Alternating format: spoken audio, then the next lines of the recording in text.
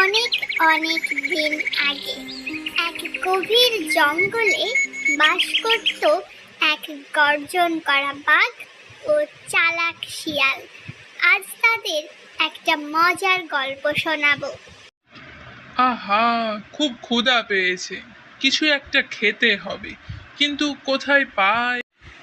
ওই যে বাঘ মামা আসছে, কিছু একটা করতে হবে, না হলে আজ আর রক্ষা নেই। এই শিয়াল, আমি ক্ষুধার্ত, আজ তোকে খেয়েই ফেলবো।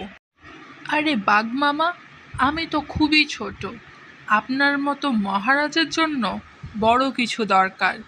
চলুন, আমি আপনাকে একটা বড় গরু দেখাই। সত্যি বলছিস? তাহলে চল চল।